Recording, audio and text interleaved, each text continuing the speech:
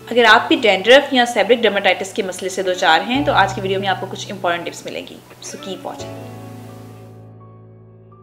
I am doctor Aamna Rasool, dermatologist and aesthetic physician from the Skin Lounge, and I'm helping you guys to have a better hair, skin and nails.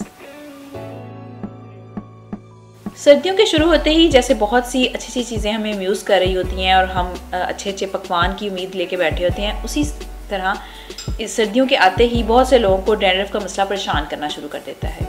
वैसे तो through out the year ही कुछ लोगों का ये problem चलता रहता है, लेकिन सर्दी आते ही ये मसला शिद्दत इख्तियार कर जाता है। तो सबसे पहले तो मैं आपको ये बताऊंगी कि इसकी क्या वजूहात हैं और ये किस लिए आपको परेशान करने लग पड़ता है सर्दियों में स्पेशली।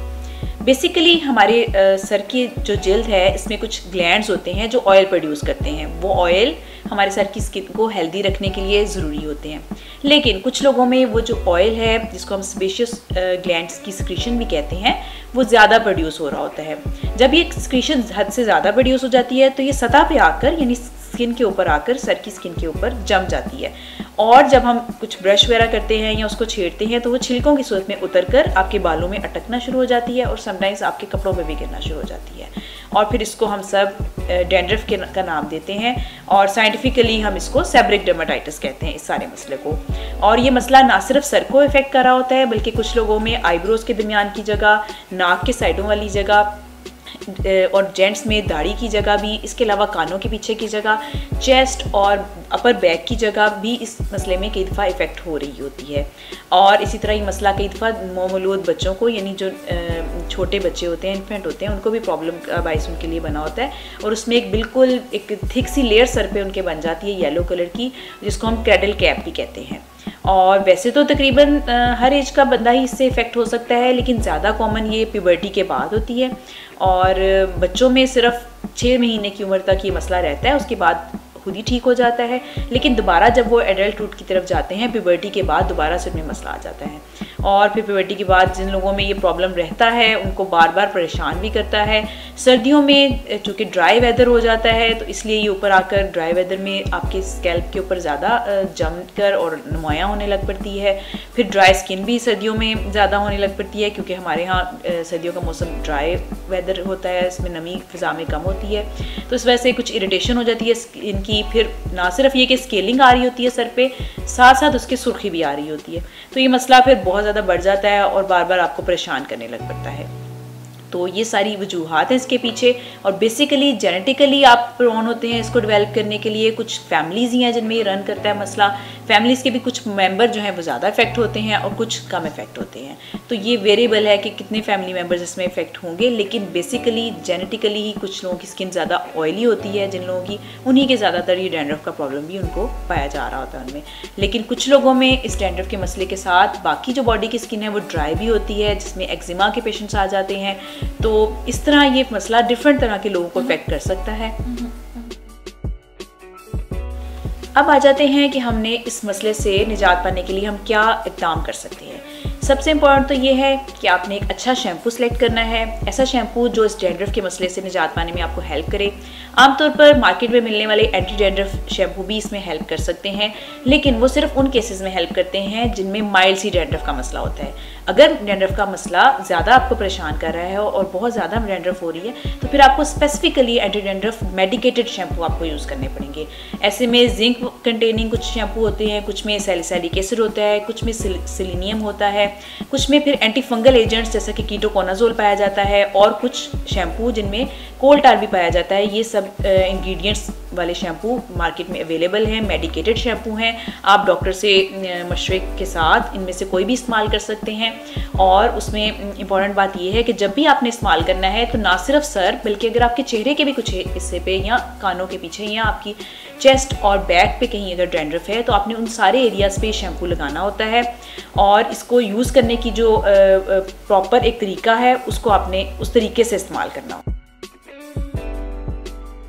अब शैम्पू यूज़ करने के बारे में कुछ इंपॉर्टेंट टिप्स आपको बता दूं।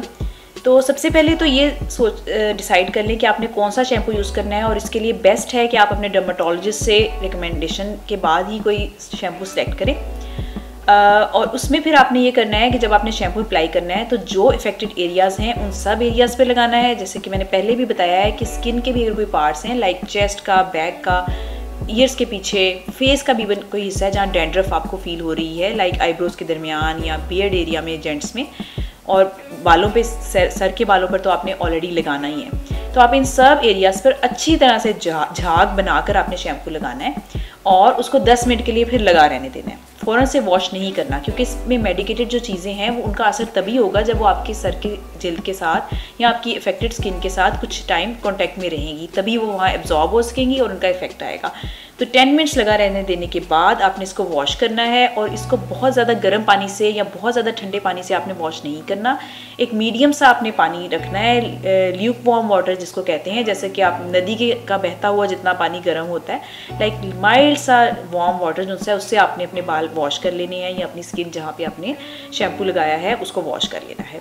और इसमें बहुत इंपॉर्टेंट बात आपको बताती चलूँ कि एंटी डैंड्रफ शैम्पू जैसा आपके लिए बेहतर है, आपकी डैंड्रफ के लिए, आपकी डैंड्रफ के मसले से निजात के लिए इंपॉर्टेंट है, वहीं इनका बेजा इस्तेमाल आपके लिए नुकसानदेह भी हो सकता है। देखा गया है कि कई दफ़ा पेशेंट्स को हम कुछ एडवाइस करते हैं शैम्पू, तो वो अनचेक्ड उसको यूज़ करते रहते हैं और उसका क्या नतीजा निकलता है, उनका हेयर फॉल स्टार्ट हो जाता है या कुछ लोगों के बाल जल्दी वाइट होना शुरू हो जाते हैं। तो आपने सिर्फ उतना दफ़ा वीक में आपने यूज़ करना है एंटी डैंड्रफ शैम्पू जितना आपको ज़रूरत है। कुछ लोगों में वंस अ वीक से भी डैंड्रफ कंट्रोल रहती है, कुछ लोगों में ट्वाइस अ वीक यूज़ करना पड़ता है, कुछ लोगों को एक दिन छोड़कर एक दिन यूज़ करना पड़ता है, और डेली मोस्टली हम एडवाइस नहीं करते इसको यूज़ करने के लिए, क्योंकि इसके फिर जो साइड इफ़ेक्ट्स हैं वो आना शुरू हो जाते हैं। तो वाइजली सेलेक्ट करें अपना एंटी डैंड्रफ शैम्पू, अपने डॉक्टर से, अपने डर्मेटोलॉजिस्ट से डिस्कस करने के बाद सेलेक्ट करें और उसको उतना ही इस्तेमाल करें जितने में आपकी डैंड्रफ कंट्रोल में रहे, उसको एक्सेसिवली यूज़ ना करें। तो ये सब टिप्स आप अगर फॉलो करेंगे तो आपका एंटी डैंड्रफ शैम्पू आपके लिए मुफीद भी साबित होगा और आपका मसला हल होगा। फिर कुछ लोगों में सिर्फ एंटी डैंड्रफ शैम्पू से मसला हल नहीं हो रहा होता, उनमें मेडिकेशन की भी ज़रूरत होती है।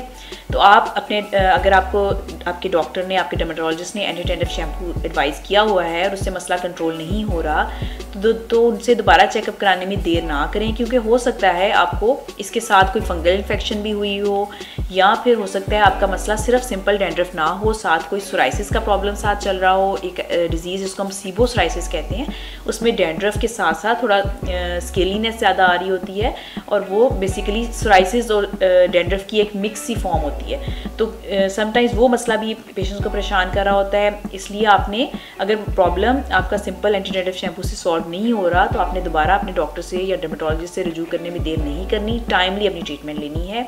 और इसके अलावा अगर कोई फंगल इन्फेक्शन भी होगी तो हो सकता है आपको कुछ खाने के लिए भी वो मेडिसिन दें, क्योंकि डैंड्रफ और जो सेबरिक डर्मेटाइटिस है ये एक ही स्पेक्ट्रम के डिफरेंट हिस्से हैं। डैंड्रफ अब तब कहते हैं जब ये बहुत माइल्ड सा मसला हो, आम ज़बान में डैंड्रफ का नाम लिया जा रहा होता है, लेकिन जब ये ज़्यादा इन्फ्लेमेशन की तरफ चला जाता है तो ये सेबरिक डर्मेटाइटिस की एक इन्फ्लेम्ड सी फॉर्म बन जाता है और उसके लिए समटाइम्स हमें कुछ माइल्ड स्टीरॉइड्स भी लगाने के लिए देने पड़ते हैं, समटाइम्स एंटी फंगल भी खिलानी पड़ती हैं, क्योंकि समटाइम्स एक फंगल इन्फेक्शन भी इसके साथ, मेलेसीजिया एक फंगस होती है, वो इसके साथ मेलेसीजिया ग्लोबुलोजा जो इसके साथ इफेक्ट कर रही होती है कई दफ़ा आपके स्कैल्प को या आपकी सारी जो स्किन जहाँ पे डैंड्रफ है उसको। तो उसमें अगर एंटी फंगल यूज़ नहीं करेंगे तो वो आपको फिर सिर्फ खाली एंटी डैंड्रफ शैम्पू से इफेक्ट नहीं आएगा। तो अपने डर्मेटोलॉजिस्ट से टाइम पे चेकअप करवाएं और ट्रीटमेंट लें। फिर कुछ लोगों को डैंड्रफ के साथ साथ पस वाले दाने भी सर में बनना शुरू हो जाते हैं। तो बेसिकली ये उसी की एक एडवांस्ड फॉर्म आ जाती है जिसमें फॉलिकुलाइटिस भी साथ आ रहा होता है। तो उसमें भी आपने प्रॉपर ट्रीटमेंट लेनी है। समटाइम्स आपको उसके लिए खाने के लिए एंटीबायोटिक्स भी देनी पड़ती हैं। तो जो भी आपकी ट्रीटमेंट हो उसको आप फॉलो करें और अपने डैंड्रफ के मसले को टाइमली एड्रेस कर लें ताकि ये मसला बढ़ ना जाए। एक और प्रॉब्लम जो डैंड्रफ वाले पेशेंट्स को, जिनमें माइल्ड सी डैंड्रफ रहती है, उनको फेस करनी पड़ी होती है कि उनके बालों में बहुत जल्दी ऑयल आ जाता है। स्पेशली सर्दियों में एक दिन अगर वो शॉवर नहीं लेते, एक दिन ले रहे हैं और नेक्स्ट डे अगर उन्होंने नहीं लिया तो बालों में ऑयल आना शुरू हो जाता है। तो वो परेशान हो रहे होते हैं कि शायद हमारे बालों की कोई प्रॉब्लम स्टार्ट हो गई है। तो बेसिकली डैंड्रफ की ही एक टाइप है जिसमें थोड़ी सी स्किन होती है सिर्फ ऑयली हो रही होती है, ज़्यादा डैंड्रफ नहीं बन रही होती, लेकिन उससे माइल्ड सी इचिंग स्टार्ट हो रही होती है, माइल्ड सी डैंड्रफ होती है जो समटाइम नज़र भी नहीं आ रही होती, लेकिन ये भी एक डैंड्रफ की ही माइल्ड सी फॉर्म है। और इसको ऑब्वियसली अगर आपने इसको डील करना है तो उसका यही एक सोल्यूशन है कि आप ऑल्टरनेट डेज पे अपने बाल वॉश कर लें। कुछ लोगों का ये मिथ होता है कि हम अगर ज़्यादा वॉश करेंगे बाल तो बहुत ज़्यादा ख़राब हो जाएंगे, ऐसा बिल्कुल नहीं है। आप अगर माइल्ड सा कोई शैम्पू यूज़ करते रहें और उसको ऑल्टरनेट डेज पे वॉश करें तो ये आपके बालों की सेहत के लिए बेहतर है, रादर दैन ये कि आप इसको लिंगर ऑन करते रहें और वॉश ना करें टाइम पे।